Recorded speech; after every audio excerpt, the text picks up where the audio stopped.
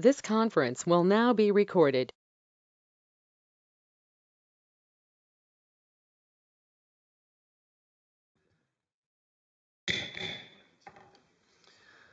Welcome to the December 13th South Whitehall Township Comprehensive Plan Workshop. Everyone please stand for the Pledge of Allegiance.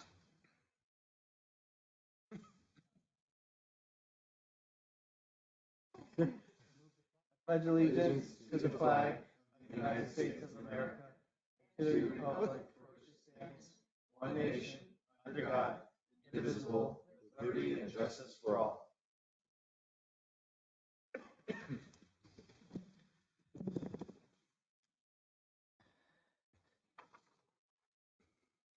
Dave Manhard, would you like to do the roll call?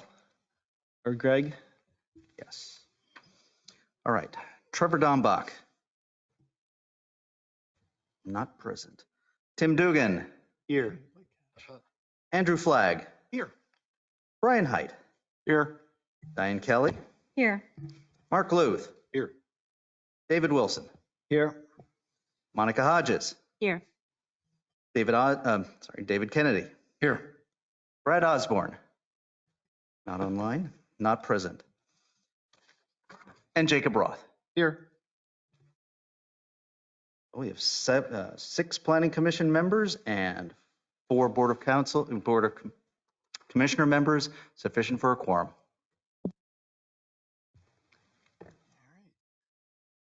Mr. Adams, would you like to go over the meeting rules? Yes. Let's go from the top. These meetings are intended to be Planning Commission workshops. The goal of these meetings is to complete the Planning Commission's PA-MPC duty to prepare the comprehensive plan for the development of the municipality as set forth in this act, the MPC, and to present it for the consideration of the governing body. While it is the role of the Planning Commission to prepare the comprehensive plan, to do so without the input of the Board of Commissioners would ultimately reduce the chances of the Board of Commissioners approving the comprehensive plan. Therefore, any input provided by the Board of Commissioner members will be valuable moving forward with the drafting of the comprehensive plan.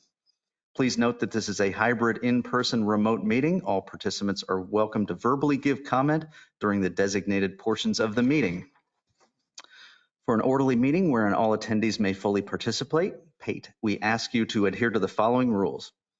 Please mute your microphone or telephone to avoid background noise that may cause interference in the meeting and make it difficult for others to hear. Staff may mute microphones of remote attendees if needed. Public questions and comments will be taken at periodic intervals throughout the agenda. We will start with no time limits, but the Planning Commission Chairman may impose a time limitation if there are many questions or if the meeting is running short on time. For in-person attendees, please raise your hand to be recognized and then move to the podium when directed and state your name, address, and comment or question.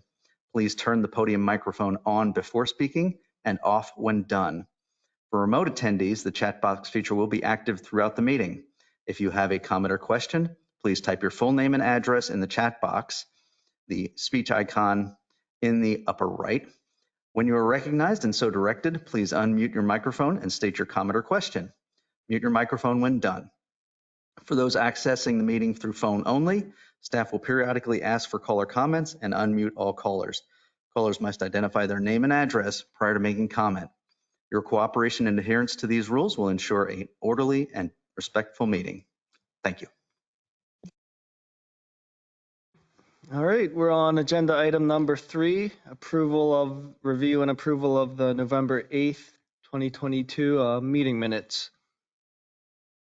Does anyone have any comments or edits?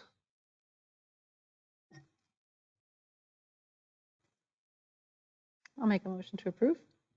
Second. All in favor, say aye. Aye. Aye. Any opposed?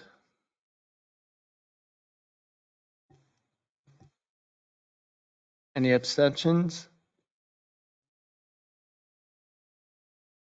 Not there, so I will abstain. I was not there either. And Andy will as well. It looks like the ayes have it.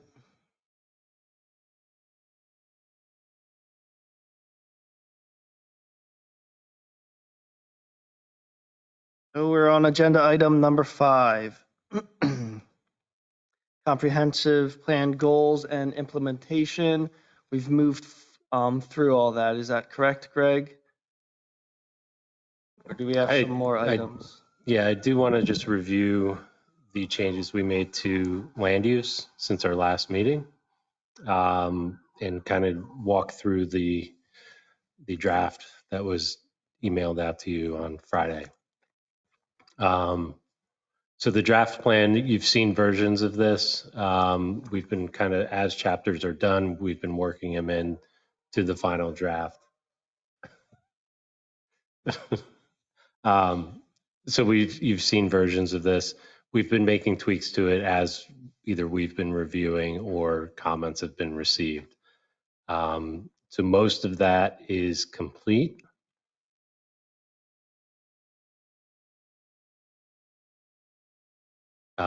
So the draft, all of the content has been reviewed before. We have the snapshots, some demographic changes, future trends, all things that we've covered. We get into the public engagement that we did at the beginning of the process. And then we talk about modeling, how we incorporated that into a land use scenario based on existing zoning. Broke into working groups, the working group recommendations, and then we got into goals and objectives. And this is the section where we really, the focus of these workshops has been developing these next few chapters. Everybody should be familiar with them, so I'm going to breeze through them. So we're overall resource protection,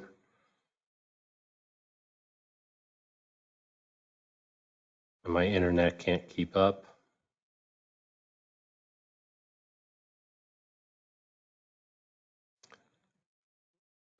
There's a lag here and a lag there. But I want to get to land use is where I'm getting to.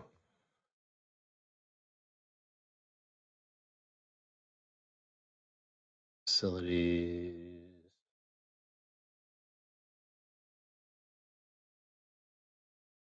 And while Dave's going through that, I appreciate everyone who has looked through some of the drafts and sent comments over. We've been just adjusting as we get emails in, whether it's specific graphics, images, or just comments in the draft itself.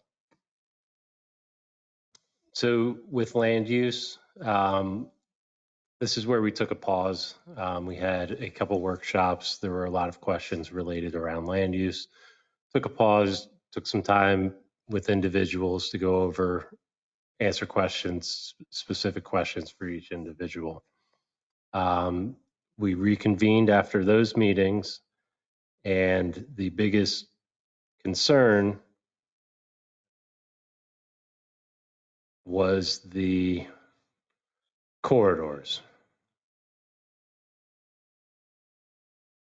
So one of the things that we noticed when we were having this discussion about the neighborhood corridors, what we had done is we had land use types, Jordan Valley, rural residential, neighborhood residential, business district, and natural resources, and then we had neighborhood corridors. At the last meeting, there was a lot of concern and comments brought up about neighborhood corridors. One of the concerns that we felt was prominent in that is why corridors were identified, why the limits of those corridors, why were they selected, and in addition to that was how could we identify corridors without doing the active transportation plan, because that's really going to be a piece of identifying corridors, especially pedestrian corridors. So we kind of took a step back and realized that if the Planning Commission and the BOC have questions about corridors, how are we going to explain it to the public? So we took that step back and simplified. And we rolled in a lot of the elements and goals of the corridors into the neighborhood residential. So if you recall, the corridors were, I think, exclusive. There may have been one spot that was in a business district, but they were almost exclusively in neighborhood residential. The rationale behind that was the corridors are intended to be a focal point for the neighborhoods. So that's why they were all identified in neighborhood residential. So what we did is we incorporated the place type neighborhood center into neighborhood residential. So it gives us the opportunity in the future, after we go through some of the implementation items, and get more input on where these corridors should be, how they should be delineated. We have the flexibility built into that neighborhood residential to identify areas that fit are appropriate for that neighborhood center. So that was the big change. So I don't know that, I mean, you saw it as part of this draft. You may have wondered where neighborhood corridors went. That's where they went. So if anybody has any comments or questions on that. I think that's a really good approach. Then it gives us flexibility, and especially as the active transportation plan evolves, then we can really strategically identify what we need to.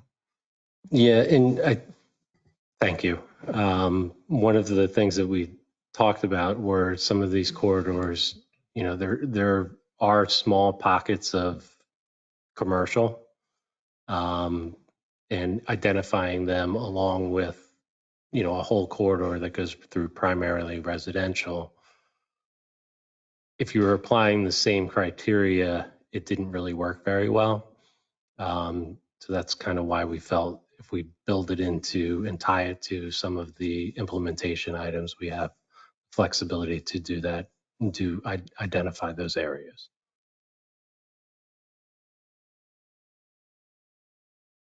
I agree with Brian's statement, and I think it's a very good idea, the way that you've made that an option that we can use as neighborhood centers, tying it in with transportation. Thank you. So with that, So the discussion at the end was, I left here thinking, how are we going to, I can't explain it to myself. How can I explain it to the public? So I left with the same thing. So yes. And it kind of ties into some of the zoning, especially in that Walbert area. We have neighborhood commercial existing. So it's kind of how you can kind of think of when it comes time to draw these zone lines, we have that neighborhood center as a tool to identify and focus on those areas.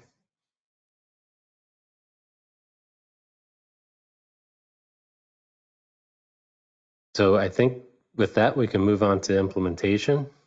One of the things, I'll hand it over to Chris in a minute. We received comments, so thank you to everyone that commented on implementation. Let me change over and make Chris the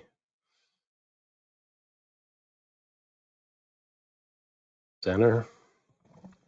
So in addition to comments that were coming in, we also had an internal staff meeting. Sat down with Tom and ourselves, and we kind of walked through these implementation items, and made some changes, some additional text at the beginning, and then some additional text on each item to help kind of clarify and give a better understanding of what all of this means, how it's going to be rolled out. So with that, I will hand it over to Chris. So I'd like to kind of go through tonight. I did send out the draft implementation chapter over the weekend, so you can kind of get an idea of I think the important thing that I want to go over is really the approach to implementation and make sure that we can kind of spend some time on that. And then we have looked at some of these items, the individual items in the past, so we've received comments from those. What we have in front of you are kind of descriptions, more detailed descriptions of all those implementation items. Really, the purpose of the implementation strategy is for us to look at these are all of the elements that we have gone over in the plan, the main 6 elements and how they kind of all come together, how they all have individual goals, and then really there's a number of shared goals throughout the entire plan. So we want to identify in these implementation items which element, one or multiple, we're addressing. And then we have created kind of a draft framework for us to look at how do we set up kind of a guidelines, maybe just recommendations for what we would need in each implementation item. Some of them are individual plans. Some of them are programs that we'd be looking into. So we've tried to identify what are really the key goals and actions associated with these when we are looking at funding sources and partners that can be involved, how we're tracking and measuring the success, and then levels of priority and the timelines with those. We feel like the framework, setting it up in a consistent format, will help us track the progress on what we're implementing over time. It'll help us prepare for more detailed scopes of work for each one of these when it comes time designated by the board to actually look into each action. And really, I'll go to kind of this page. Let me see if I can show them as a 2. Well, we can just focus on one for now so we can see it better. So these are the 26 items that we have proposed as recommendations out of everything we've heard over the past several years of coming from the goals for this plan and looking at what can we do once this plan is adopted. I see this as kind of the road network towards each fulfilling all of the goals. And I guess what we can do is kind of run through the descriptions that you have in front of you of. Let's go back to the previous page where we talk about how we're going to roll these out. So and this is kind of where we talked about some of how we envision these implementations being enacted and implemented.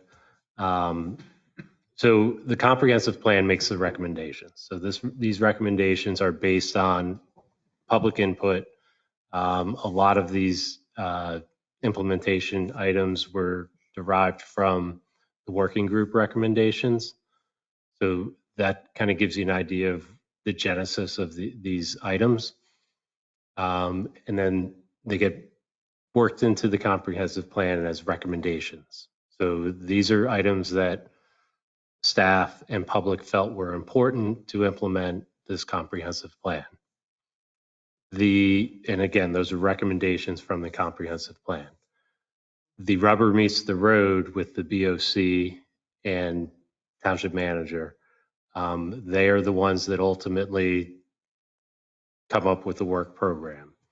So these implementation items will be evaluated as staff with the township manager, and we'll develop scopes of work plans, project management timelines for each of these items.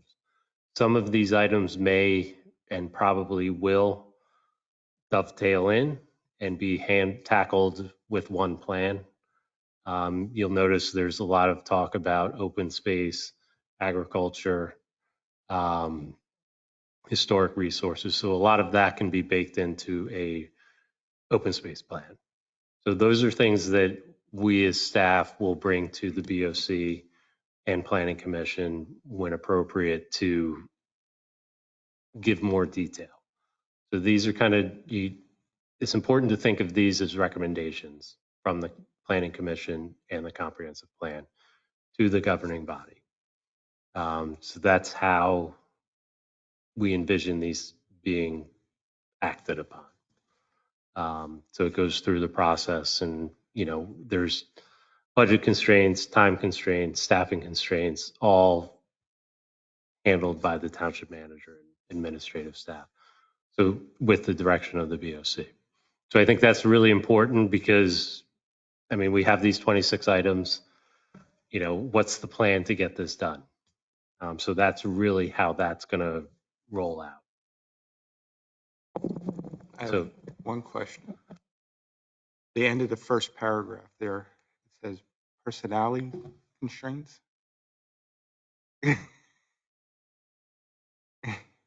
Yeah, or it's a French term or it will highlight any typos or edits to make. we were having problems with our Microsoft Word today. Somehow it got wasn't toggled giving to, the it got red line? toggled to French. So Yeah, actually, probably it did. Yeah. Oh dear. Okay. So essentially, we'll have the this implementation summary, which lists all of the current recommendations from this plan. I look at this as kind of a fluid document that, as these items are updated, implemented, checked off, we can periodically review this. We see this tying in very nicely with our reexamination report and kind of giving us an idea of what's coming, and what we can start to look at. And then that way things aren't handled necessarily piecemeal. They're handled in a better process. We want to make some kind of slight design changes to this, but I think it's important to make sure that we have all the details in first. I think we're at the stage now with where the plan is. We need to kind of get the final content before we can make the final little changes, because with every change, it kind of leads into a larger change to everything else. Can you quick go over the plan elements or the focus area? The plan Yes. elements So there? Are those the working groups? this is so it's actually all of these elements of the plan. So we just have placeholder text in there now to replace these with icons. And the idea here is, if you look at one of the implementation items, for example, I think zoning updates covers almost all of these items. And then there's the infrastructure evaluation, which is really just highlighting some of the goals out of community utilities. So the thought here is, when we are looking at these individual implementation items and we're tracking progress with the plan, we can start to go back and look at, are we fulfilling the goals out of each element of the plan? We felt it was a helpful way to kind of see the impact of how one item can kind of address a lot of things. And that's where I talk about some of the design changes. This was kind of just a table here for to lay out really the breadth of what we can do with this plan once it's adopted, and how all these elements come together. And then really this will be kind of absorbed into more of a project management software that connects the pieces a little bit better. And then we have the individual call out sheets. And these all follow that kind of same framework where we're identifying potential funding sources and partners, how we're measuring success. We look at these as being very useful as we start, especially as staff and maybe for the planning commission, when we're starting to look at digging into some of these items. this is kind of the first basis for what we need to consider. And then these will be used as guides to create a scope of work, whether it be for a plan or a process to look at one of the goals. Chris, can I ask a question? The Mhm. handout with the more defined terms, is that actually going to go under key goals on each of these So implementation slides? this is the one I sent. What we were doing today. I have an example here of how we're kind of going to change this around in the design. So the summary will be here, and each of the summaries on the sheet in front of you. This hopefully will provide a clearer understanding of what the purpose of each implementation item is. And then there's the more, so for example, active transportation, really the idea is looking at a review of all of our active transportation, bike ped, infrastructure, and so forth. And then the key goals are what we're trying to accomplish with that. And then the actions, we've attempted to spell out what we will be doing as staff and board to pursue that. The key actions could change as we get through different components of each item.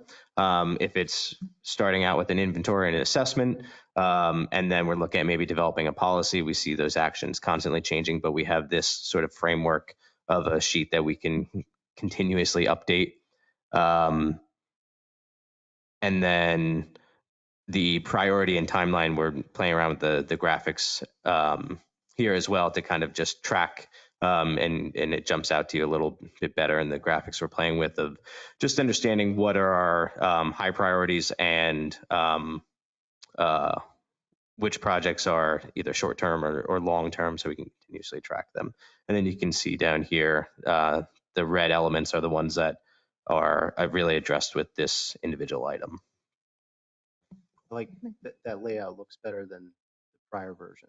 Yeah, and that's where we can play with the layout, but we have to kind of make sure that we want to nail down everything. And that's, thank you. I think this will be really useful because this, to me, stands on its own, and we can kind of take this into a conversation with any potential partners, and this is where I see developing more of a scope that can go to when it's time for the board to determine what they want to pursue. This is a really easy snapshot of what we're talking about.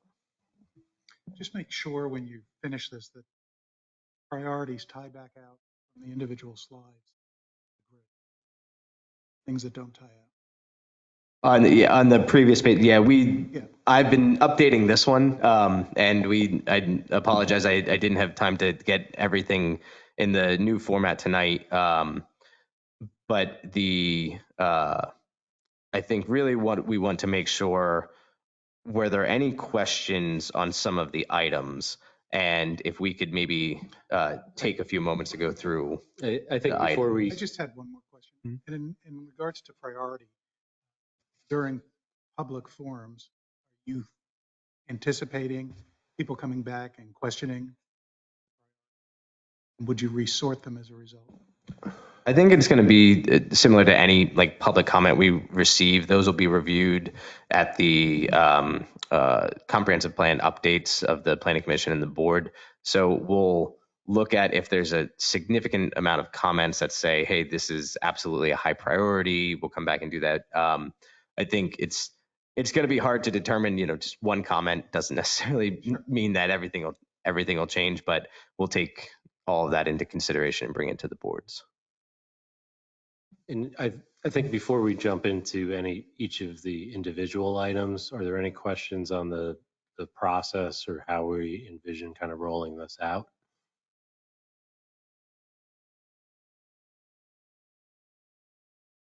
That's excellent. Silence is gold. And I don't know if it's helpful to go through the items individually, or more if I would see our time better spent, because we have looked at these over, I think, the past two meetings, at least the 26 items. I do want to highlight, there is a new implementation item. I don't know if we've talked about in one of these meetings before, and that's E1, energy conservation. So I can talk a little bit about that. As we have been reviewing this plan for consistency with the Pennsylvania Municipalities Planning Code and working with our consultants at Michael Baker on that, we identified in the MPC the option for an energy conservation plan element, which we did not include a complete element in this plan, but I think there have been some areas that we have highlighted that. So we've talked about it here as maybe something to look into as a supplement in the future. And that can identify, go down to, I don't think I have it here.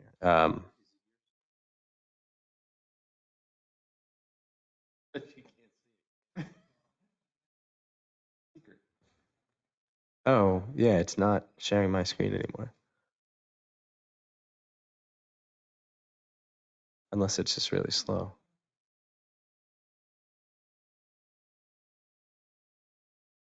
But are there any questions on including the energy conservation element? And we can kind of talk about this. Essentially, we are looking into, if it's not, oh, there it is. So the goal for this would be to evaluating the impact of energy consumption in the township and how it relates to these different elements. And this is one that I think we put it as really a long-term priority of identifying a more detailed scope of work and an approach to this down the line. I do see some other items that we've talked about in the implementation, some of the other goals in here, maybe highlighting a need to look more detailed at this later on. One of the things during utility conversations, the idea of renewable energy came up a lot. So this is, following MPC guidelines, and the language from the MPC is on the sheet and it will be included into this detail sheet.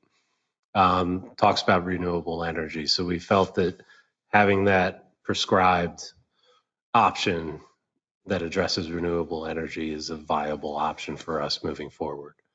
Another thing I wanted to bring up with one of the things that we did with the titles of everything, if there was a plan, if it said open space, well, open space is probably if it said agriculture preservation plan, we took plan out and kind of treated these implementation items more as subjects and topics as opposed to actual plans.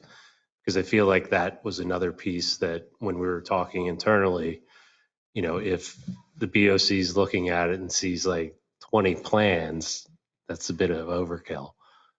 So we wanted to take that plan out. And when we start doing scope of work, we could come with 4 of these implementation items and say, this is what we're going to accomplish with this one plan. So that's why you may notice that plan is taken off a lot of the titles in there. So these 26 items, we had the working groups, we've had a lot of public input to come up with these recommendations. Once again, the energy conservation, that's sort of a new one. It was discussed in the public workshops, but I guess what's the reasoning why it originally wasn't in and now it's in? It wasn't in as a specific, in other examples, it's a specific chapter in the comprehensive plan itself. We felt like the way we looked at several of these elements, they addressed pieces of it, and that if we were to do something individually, to have it called out just as another chapter in here didn't seem like enough, but we also didn't want to ignore looking into it a little bit further. So I see it as kind of an appendice of this plan in the future, and maybe something we look at in the reexamination report. Thank you. I have a question on this as well. I think it's a good idea to include it in the plan, but I guess I'm just curious. The key partners are the Community Development Department and Public Works and Planning. So is this going to be born more from I mean, you guys usually focus on land development and comp plan and zoning and all that. So this seems like it's taking a different avenue in your department. Is this? I think if you look at the actions, it's I see as we look at some of the elements of the transportation plan, we talk a little bit in this plan about like autonomous vehicles and looking at maybe parking requirements, things like that. Those are the type of pieces that I see documenting in this energy conservation plan and looking at it more on a highlighting those type of ideas in an energy conservation plan to say where do we have opportunities as a township to reduce consumption, to reduce emissions? Where can we look at zoning changes for renewable energy infrastructure?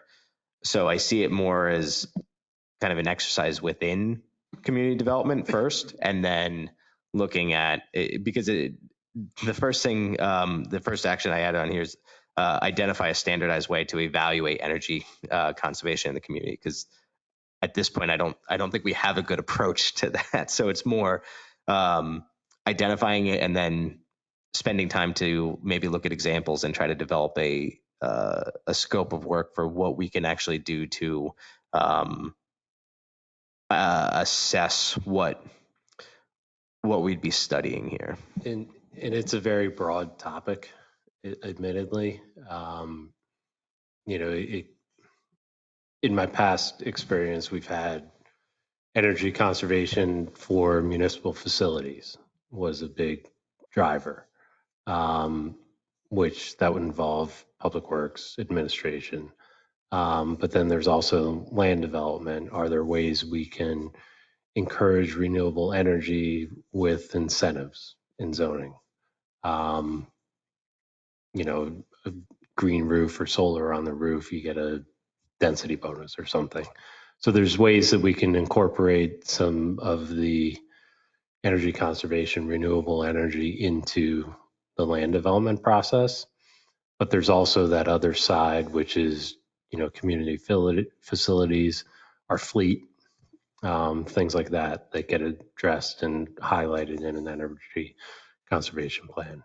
So and again, as we bring this and flush it out more, there'll be a more detailed scope of work based on input from township manager, public works staff, any available grants is also going to be kind of a driver, because grants will typically tell you have to do X, Y, Z. So we will do X, Y, and Z. And I don't necessarily see this as a kind of standalone exercise. Like I said before, I kind of see it as maybe taking pieces of some of the other elements or some of the other implementation items, and then looking at, okay, we've addressed energy conservation in zoning, we've addressed energy conservation in you know, what we're doing with our facilities, in the infrastructure upgrades, and then maybe if it's helpful to track that, then maybe we do a report every year or so. Okay, thank you.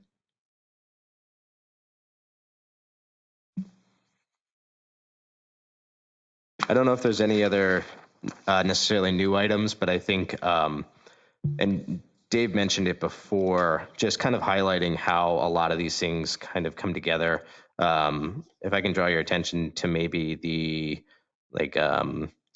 open space preservation, landscape preservation. So this is where we see a lot of items coming together into maybe one exercise. So open space preservation, in the description, you can see that really the goal here is to look at assessing what the appropriate like land preservation mechanism would be for South Whitehall, and it combines a lot of the other elements here, including agricultural preservation, historic preservation, landscape, natural areas. So this is where kind of maybe one exercise would knock out 4 or 5 of these items. And it's the reason we're calling them out individually is because they have slightly different goals or slightly different pieces that have been brought up through the community or the working groups, that we want to make sure that we're just paying attention to what are the individual pieces that we either want to assess or try to incorporate into any planning efforts. And I just made a addition to that. We should change it to mechanisms, because I don't think there's going to be just one option for the township. The idea is to incorporate as many different options as we can. So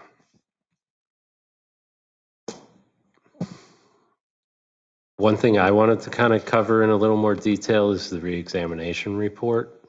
We kind of flushed that one out a little bit more. So one of the things that we talked about with the reexamination report, and it's come up pretty much ever since we brought it up, is how frequent. What we've decided and what we'll recommend is that it gets incorporated into the Planning Commission's annual report, because that goes to the BOC, and then as a part of that, we'll have the reexamination report as a piece of that.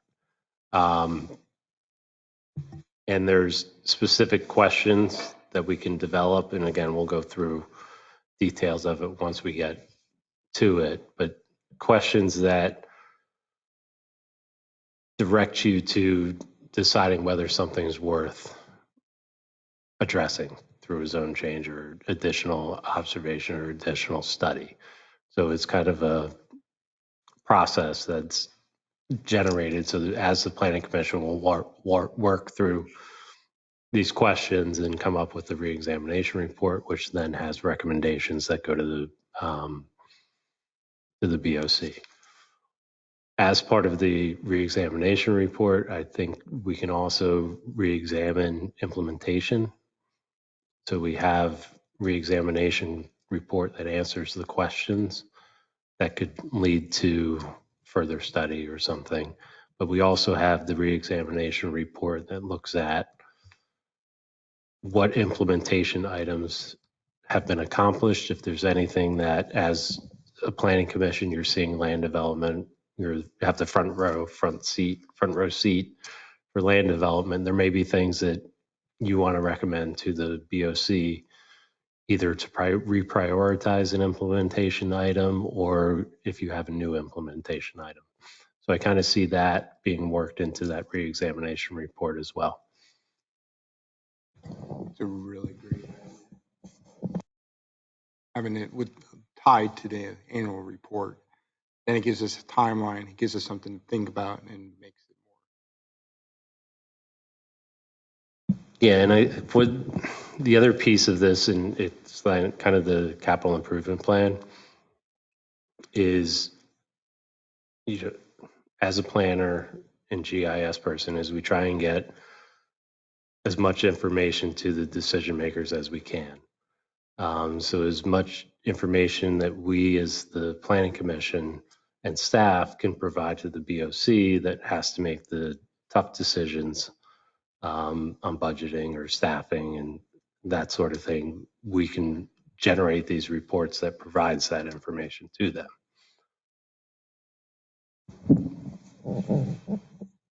Yes, Monica?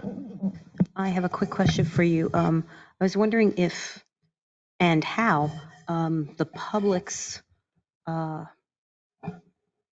perception could be incorporated. Like if there's a change made and needs a revision, or maybe doesn't need a revision, how to incorporate their feedback. Like, look, this was done here. This is not working. We don't like this. Like, how can we incorporate that? And not only in this reexamination report, but like throughout the different topics we have here, how can we incorporate our community giving feedback for all of these? So some of what came out of this comprehensive plan, we did a lot of public outreach and public engagement up front. So a lot of that is directing some of this. So some of this we may not need or may not require as an extensive an effort for public engagement. Other parts of it absolutely will.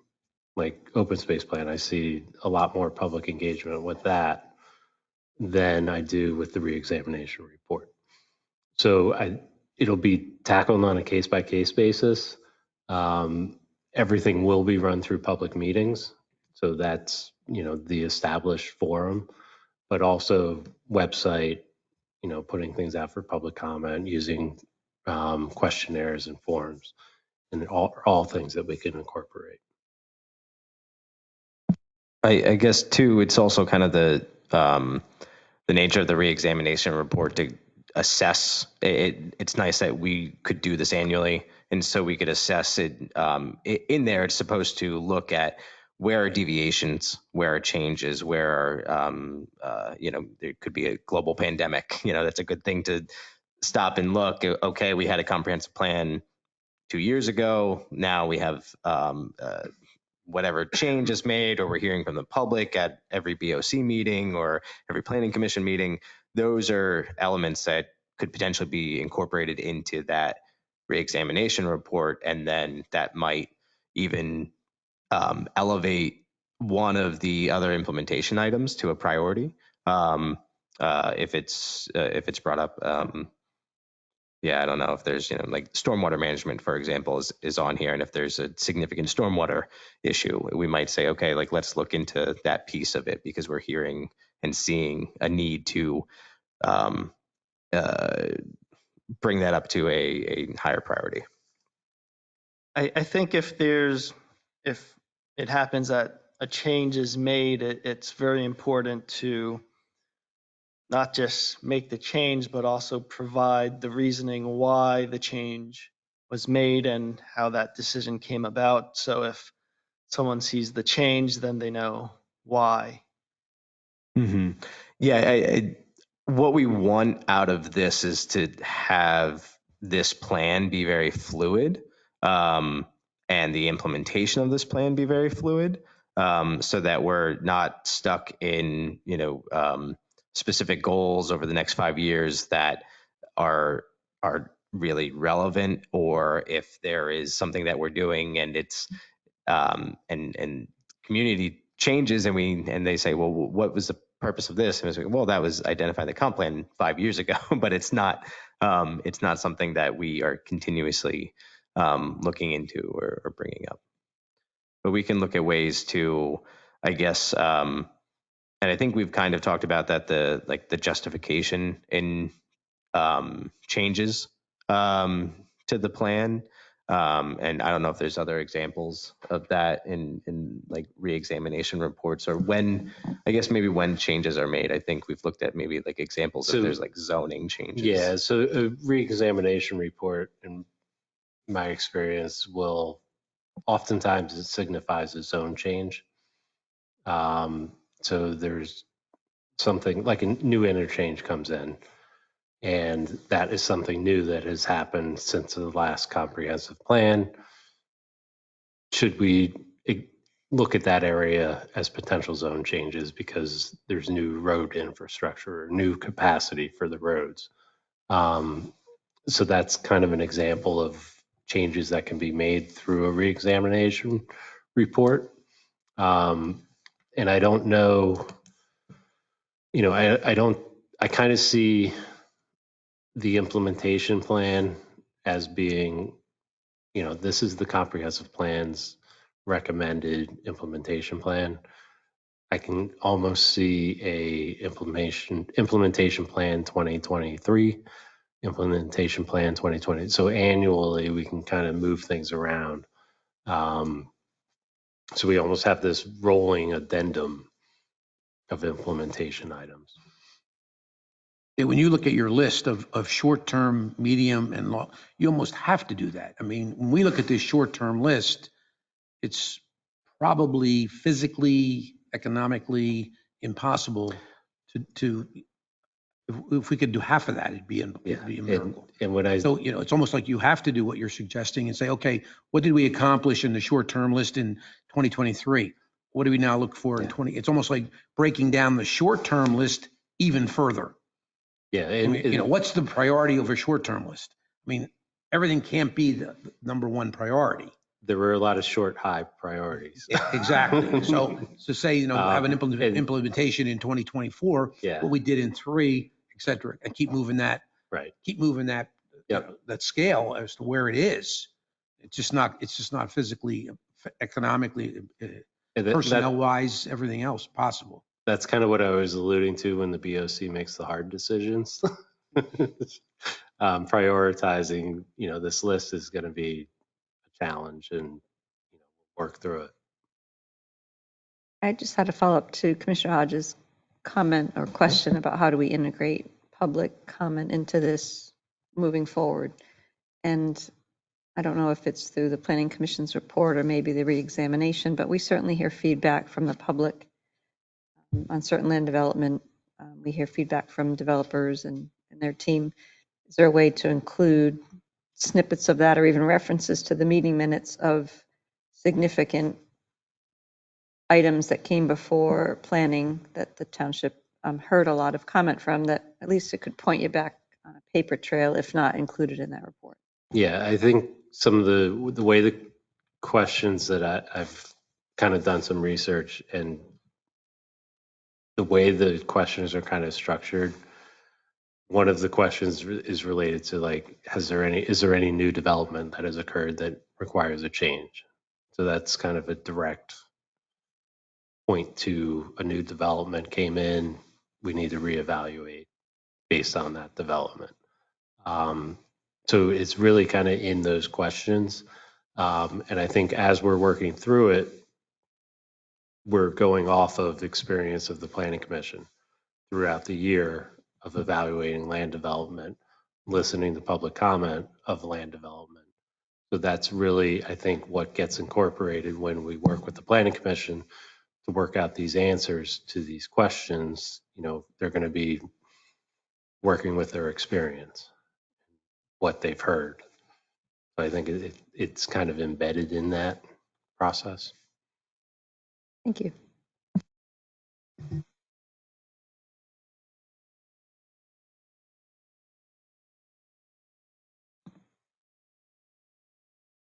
One of the other items I just want to kind of highlight is official map and understanding how, I guess, kind of to Dave's point on we can't accomplish all this in one. And then there are sort of steps to some of these things. So like official map, there's a lot of elements in here that will influence official map updates.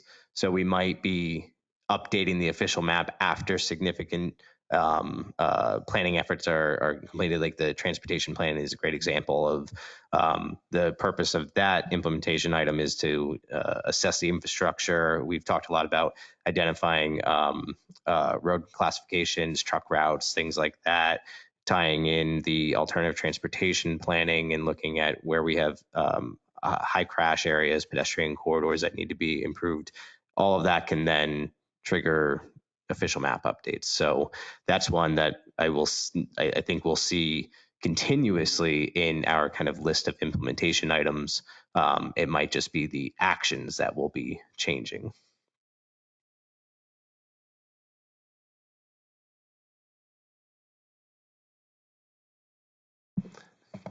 I guess I can work backwards and ask if there are any implementation items that are causing hesitation or concern. I just have a question for Chris. With respect to, I think it's open space, agriculture, historic resources and landscape preservation. I know you listed under key partners, um, landowners, business owners. Would it also be wise to include something under key actions about reaching out to them?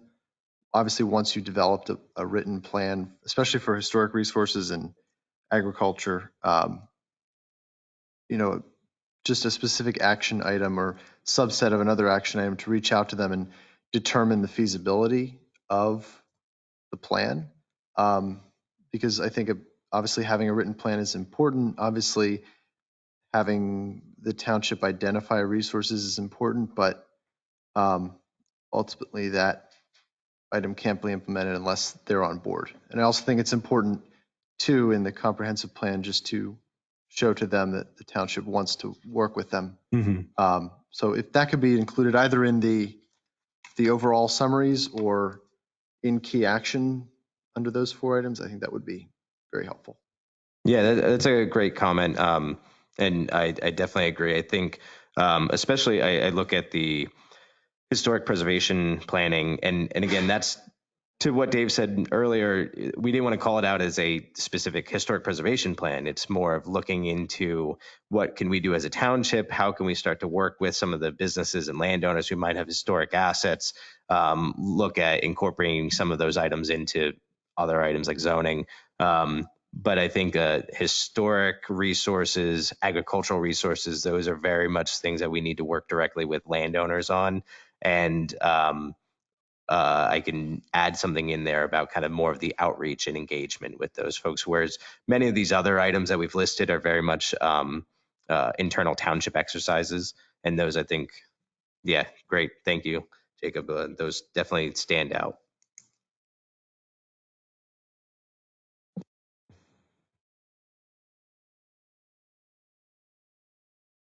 May I just jump in for a minute? Under agricultural preservation, your funding sources, would that not also include potentially a future EIT? It could. What we tried to identify here in the funding sources are the resources that we might need as a township to look into these items, whether it's the first assessment or a plan or development of an ordinance, and not necessarily the implementation. And that goes back to kind of, so I look at agricultural preservation here as it's listed. Our recommendation for this plan is to start to identify all of the types of agricultural resources we have, identify landowners, businesses, that sort of thing, and then identify what is the best mechanism or mechanisms to preserve those resources. It might be through direct land preservation. It might be through zoning changes to help preserve rights of agricultural landowners. And then I see this being updated in the future to looking at, okay, now here is our land preservation approach to protecting agricultural lands, and what are the funding mechanisms for that, whether it be an EIT, grants, working with the Lehigh County Farmland Preservation Program. And that's one of the items that we're very interested in looking at, is specifically what is the best funding mechanism for South Whitehall, based on the resources that we have, the feasibility of protecting those resources, and there's a lot of different options as far as funding and financing. So it's almost, that would be kind of a like a financial feasibility type of assessment.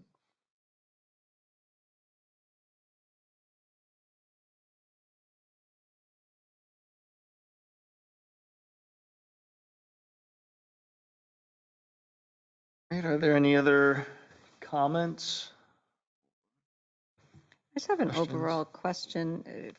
We're going to publish this for public comment soon, and certainly land use, zoning regulations, the state, all of the things that we are aware of and take into consideration when we look at this plan. The general public does not know all of those things. And is there a way that we can present this plan and explain it in terms that the public understands the restrictions that are on decisions that we're able to make based on state law? We have been talking about during the 45-day comment period about having a workshop, kind of like an open house workshop during that period. And I think that would be a really good opportunity to maybe do some messaging behind that of, like learn about what goes into the comprehensive plan. And at least we have found as staff, the individual conversations one-on-one with all of you has been really helpful for us to understand what you're interested in, what parts of this that you understand, what parts you don't understand. So I think it's hard to kind of find that magic bullet of here's exactly what every resident needs to see when it comes to explaining the zoning versus land use discussion. And I see it a lot more beneficial with one-on-one conversations in that type of forum. So we can definitely maybe do some outreach. I also see kind of, we haven't done an executive summary yet.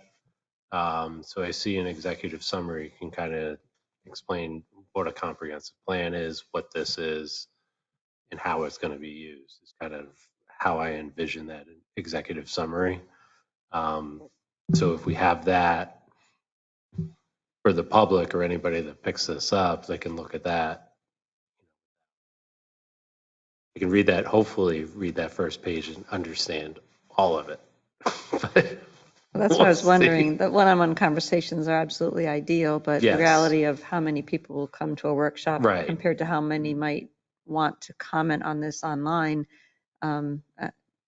we want to get the most concise comments we can from the community. And Is there a way to have what is a comp plan? What does zoning do? Just kind of building blocks to, before you even look at this and comment. Yep. And if you have further questions before you comment, please reach out. The township would be very happy to engage with you and that sort of thing. yeah, I think we've done some of that outreach early in the process, and we can certainly kind of repurpose that. And because you're right, people are going to see, the comprehensive plan's out. Well, what's that? What's the role of the comprehensive plan? How does that fit in with zoning? And, how does it fit in with all of this? So, it does need that preamble almost that kind of explains this is what you're looking at. So Most people are going to ask, how does this affect me?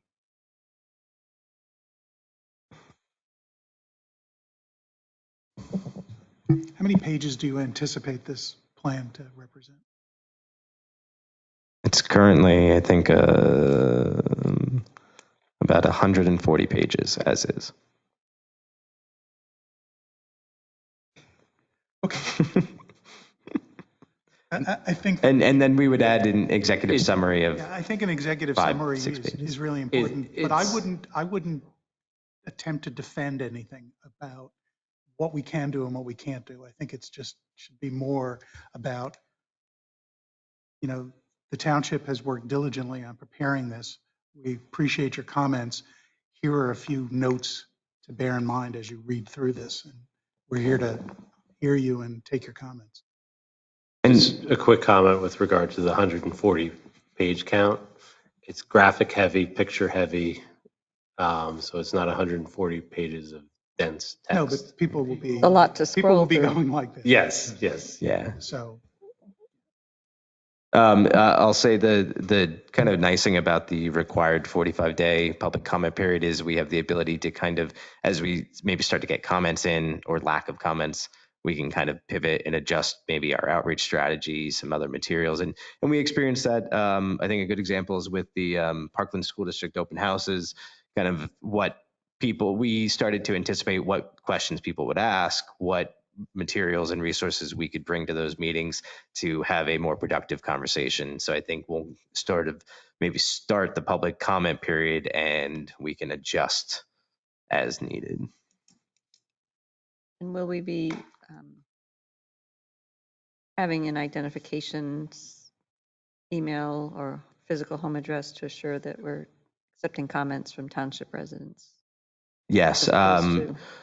outside? So we anticipate, and we can kind of move into I'd love to move into kind of the timeline, bearing that there's no other big questions on specific implementation items.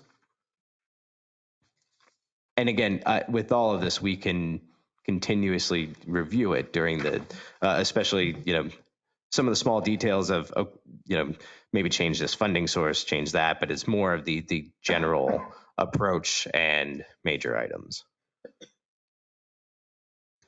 Chris, Tim? one little go back on the funding sources and some of the other points in the implementation strategy. These aren't all inclusive, right? This is our best snapshot to keep it brief and Exactly. palatable. And it's a living document to some extent that it's going to change. We hope that this is continuously added to and fleshed out more. This is supposed to be your kind of quick cover page to a BOC workshop meeting, fleshing out what are the details. And we look at this is kind of our first shot as staff, and everything we've heard with the working groups as here's a recommendation. We hope to continuously provide all the details we can, with all the constraints we've talked about, with all the opportunities we've talked about, with all the pieces, to make it easier for the boards to make a decision on what they're going to pursue and how they're going to pursue. So yeah, this is certainly not an exhaustive list, and we hope this is updated. Thank you. Did you have another question, Tim? It's okay if you do. Now's a good time. Not that I could think of. Okay. Does anyone else have any other questions on implementation? So, kind of looking into the public comment, we anticipate how we've handled public comment for the plan so far. We always have the opportunity for someone to go onto the website and fill out a comment form. That's worked well for the comments we've received. We anticipate doing that, still doing that. And then, Diane, to your question, that's where I think we do have a question on there about street address. And if we don't, because it's been helpful for us. And then we plan to have physical copies of the plan here in the Township building. And we can look at, what we have there as far as, filling out a comment form. It's also nice because we're here as staff, so someone can come in and talk directly with us. And then having the plan online for view. And then, as I mentioned before, having probably end of January, we would look at having a public forum, kind of an open house here, where we would have a little bit more of the resources, maybe some maps blown up. We would have kind of the interactive maps, and kind of like the final implementation summary, give them some nice visuals for people to see. And we can also have that online as well. Chris, do you have the most recently updated timeline, just from now until final adoption by Board of Commissioners? I didn't prepare one specifically for this meeting. I wanted to kind of see if we were how this would go, and we can talk about that timeline. But ideally, if we can open this up to public comment soon, we would be looking at potentially being able to adopt it or submit it to the board for adoption at probably the second February meeting at the earliest. So the MPC requires a 45-day comment period. And that is really geared towards neighboring municipalities and county planning agency. So once the public comment period is open, copies are delivered to neighboring municipalities and the Lehigh Valley Planning Commission. And then they have 45 days to comment. Public comment isn't really spoken to directly for the comprehensive plan in the MPC, but it's always just kind of run concurrently during that 45 days. So that's the minimum. I think we were talking the most aggressive timeline is based on tonight, incorporate implementation changes, potentially have it ready to go. And this is pretty aggressive for the planning commission Thursday. Have those changes made, and then planning commission could potentially open it Thursday at the earliest. They could also make a motion to open it in X number of days after certain changes were made. So I expect to have a conversation with the planning commission Thursday to kind of talk about that part of it. If the planning commission is going to vote on it on Thursday, it would need to be included on the agenda in case public had comment. So we would need to. It's on the agenda. It's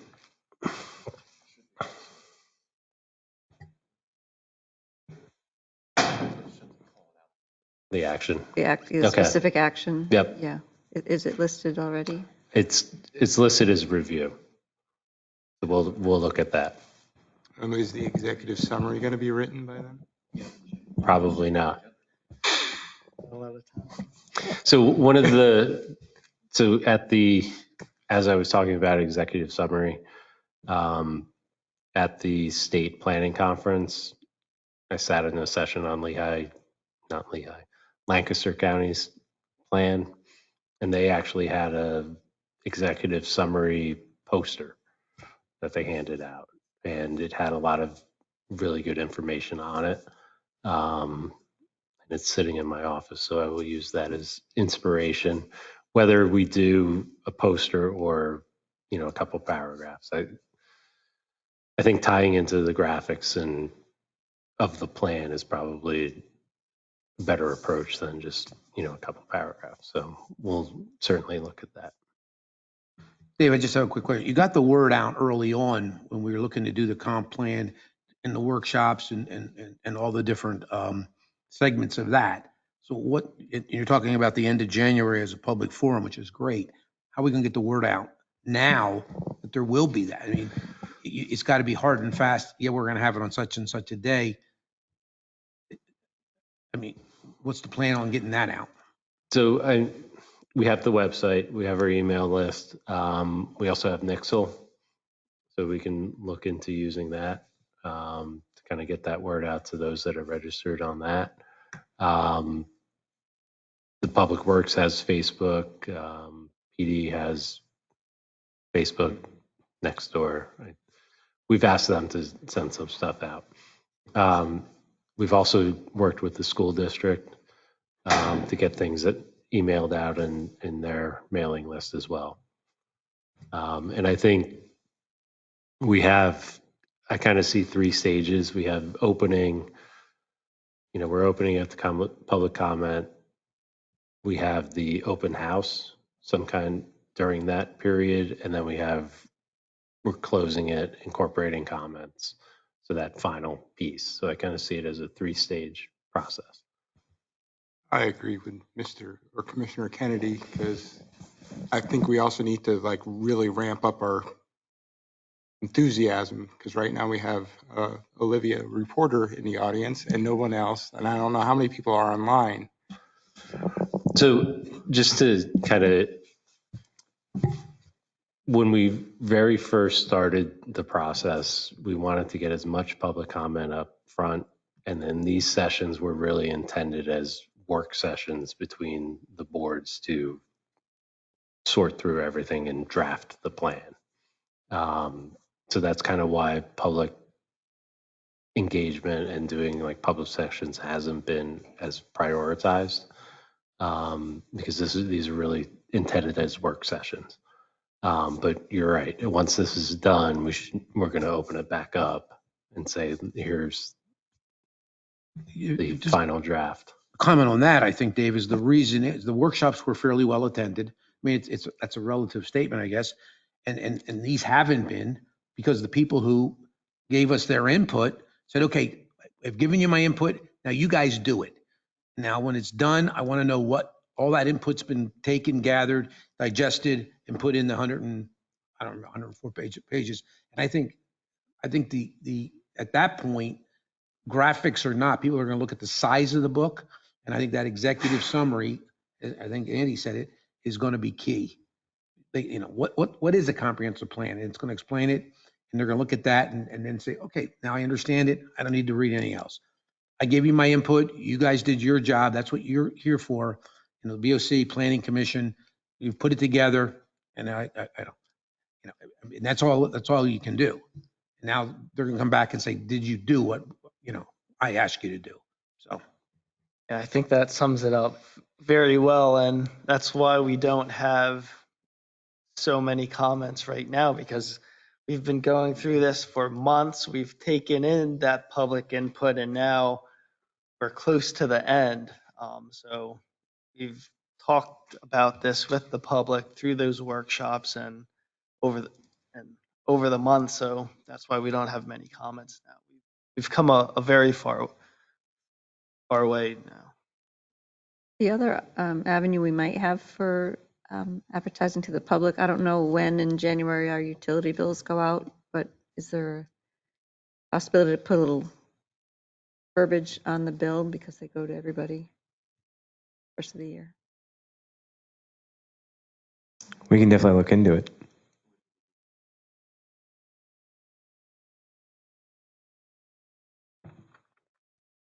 Has anybody, since the last time we spoke, reached out to that large landowner to get any input from them? We're planning to. We were waiting for the final blessing on land use. But that's, Okay. I think after tonight, I think land use is pretty well wrapped up. So we intend to reach out to them this week.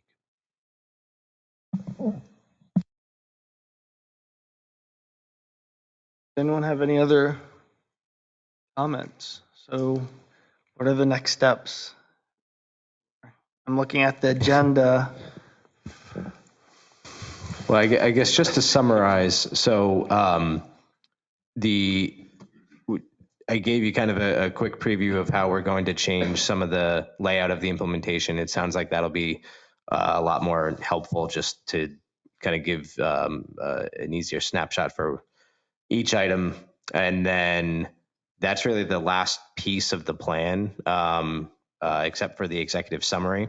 So we can go through, make those changes, and once I have those, I'll send it out just for everyone to have a copy of again.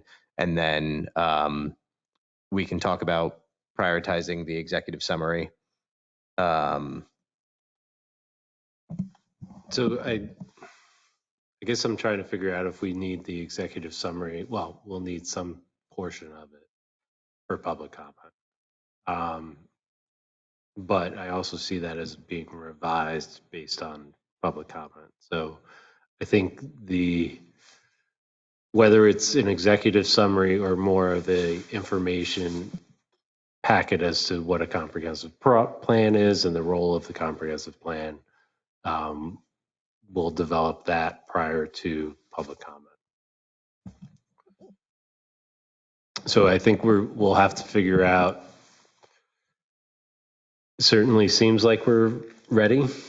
We'll tighten up those final items on the implementation, and then look at coming up with that executive summary or information sheet to accompany this, like on the web page is kind of where I'm seeing that discussion. We'll talk about it again with the Planning Commission and go from there. Yeah, I can lay out a more detailed timeline based off of tonight's meeting for Thursday's Planning Commission meeting. Tom, did you want to? Okay.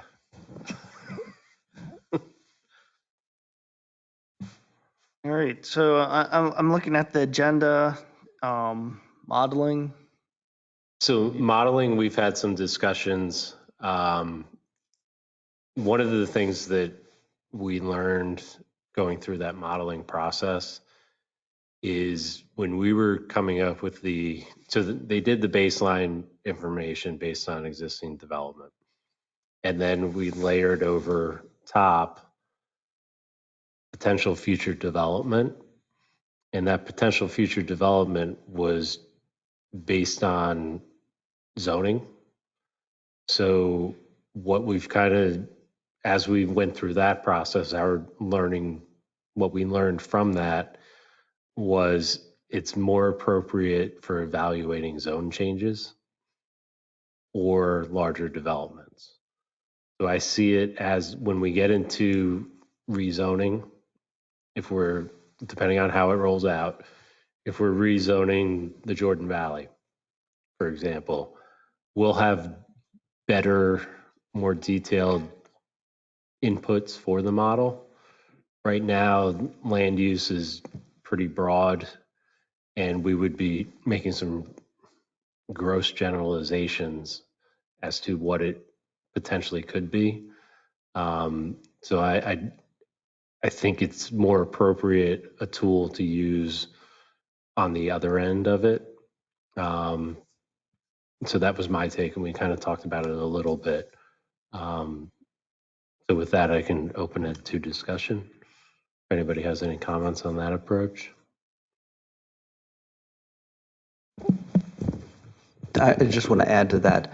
One of the things we figured was that if we did the model to show all the development that could happen, we absolutely know it would blow out the road network. Because one of the things it doesn't show is the required road improvements that PennDOT would inevitably require with any development. So if you show full development without the road improvements, you've got, well, it's a flawed model. You need to know what the road improvements will be to assist you to determine what the end result is. So to give you half a model is not useful. My question is the comp plan and any zoning changes should be fairly consistent though. So if the comp plan's not going to have any mention or factor in the modeling and we go to do zoning changes that may not be consistent with this, are we going to end up being contradictory to our own comp plan? We've added into the plan that we've created the models and that how we're going to use them. It's just a matter of there's not really kind of an outcome to put in there right now because Dave and Greg's points, it's based on so many sort of unknowns. But I think the other piece of it is, so like, for example, we call out utilizing the models in zoning updates, but there's also a lot in the land use section that influences or justifies any zoning updates. So that's where I kind of see the model as a piece of the justification process that based on what we've heard and identified and documented in the plan. So will it specifically reference the modeling that was done during our workshops pre-COVID, that specific modeling, or will it be a more general term that?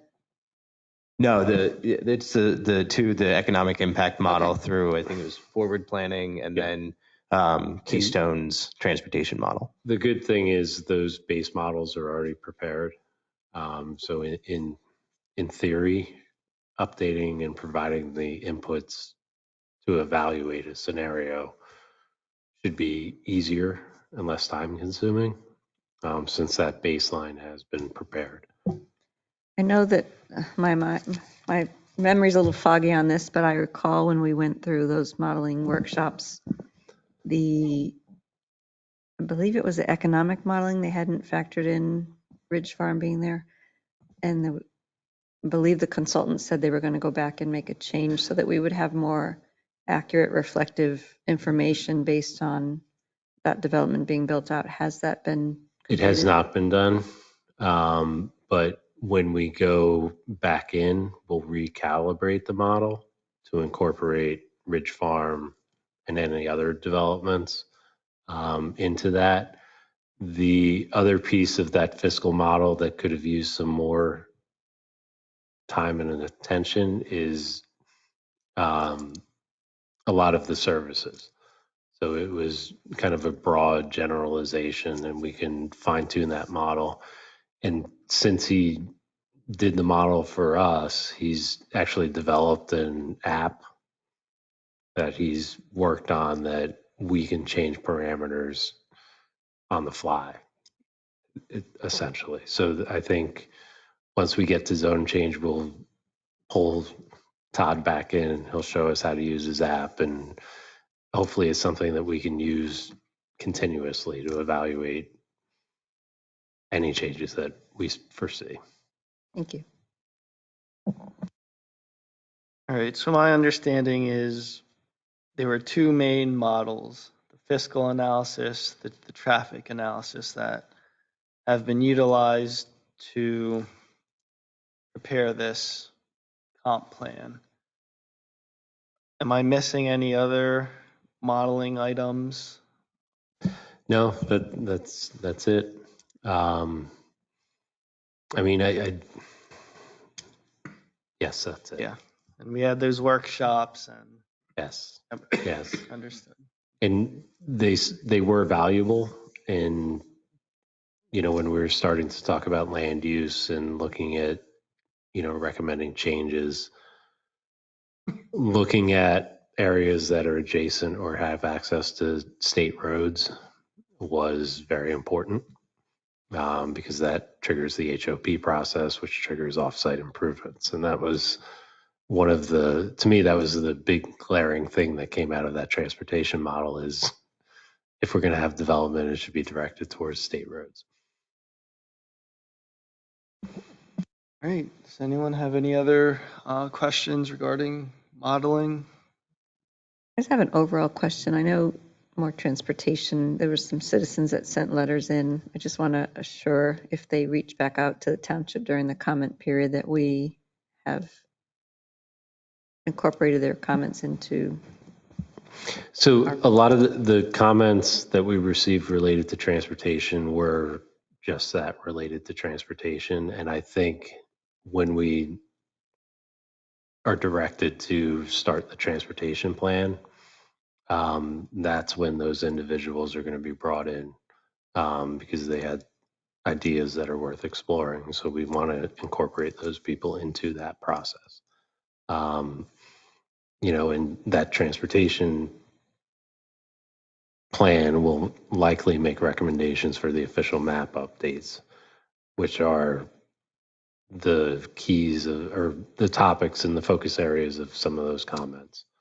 So yeah, we haven't lost sight of that.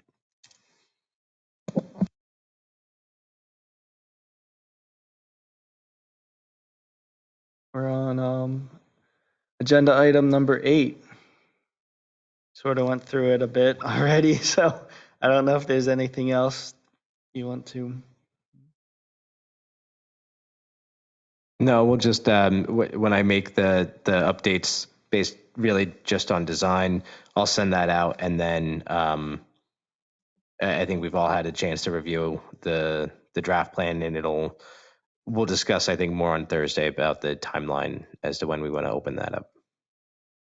So do you think you'll be able to get that executive summary and everything ready for Thursday? I mean, that's not a lot of time. I work all night. Okay, so It's only 8:30, so. We can, okay. at least for Thursday, we can maybe put some ideas together. Okay. And I think also we're planning to have Hannah from Michael Baker at Thursday's meeting. I know she's had experience with executive summaries and kind of the same issues of, how do we convey such a big concept in a plan to general public. So we'll at least have something to discuss as far as concepts for Thursday, and get a chance to look at the timeline too, to start to see, because I think it's important to remember it has to be a recommendation from the Planning Commission to release it for the comment period. So we'll want to have those dates ahead of us just to start to plan out where those 45 days fall. A procedural question. Could the Planning Commission, even if, say, the executive summary isn't ready for Thursday, in the interest of time, could the Planning Commission say, we're going to open it up for public comment on December 20th? Just that way they don't have to wait until the January meeting. I believe they can. Okay. Just in the interest I'm of under time. that understanding. Okay. One thing that I did want to bring up is the need for these workshops. It's been great spending Tuesdays with everybody. But I think what we can start doing is, especially during the public comment period, during my comprehensive plan updates to the Planning Commission and the BOC, I can discuss public comments as they come up. And then we can decide whether we want to do I don't know, implementation workshops or something along those lines. So I don't know that these workshop meetings, I feel like we're done. So it's been a while. Yeah, I feel we've taken a lot of public input. I think it's still always good to give the public the opportunity if they for some reason missed it or haven't been up to speed, to give them an opportunity still to provide more input. But I do feel we did receive a lot of input and did our best in terms of public outreach. And the meetings are recorded and available on our website, so we've certainly provided ample opportunity for the public to have access to what we've done here. And I want to thank Dave, Chris, Greg, all the staff who have done all the behind-the-scenes work for these workshops. It's been very, very helpful for us, the one-on-ones, the questions that I've had that you've been very gracious to walk me through. So thank you for all the work that you've done. And in terms of outreach, my wife and kids, we've gone to some of the township festivals and whatnot, and I've always seen township staff there. The one at Covered Bridge Park, I remember you were there, Chris, and the wind was blowing the tent away, and you had trouble keeping the tent there. But it's greatly appreciated. We appreciate everyone's involvement and patience with all of this. It's helpful. It really is. All right. So, is there anything else tonight? I think number 9, agenda item 9, the recommendation is we'll handle that one at the Planning Commission. Make a motion to adjourn. I'll second. All in favor, say aye. Aye. Any opposed? No. Ayes have it.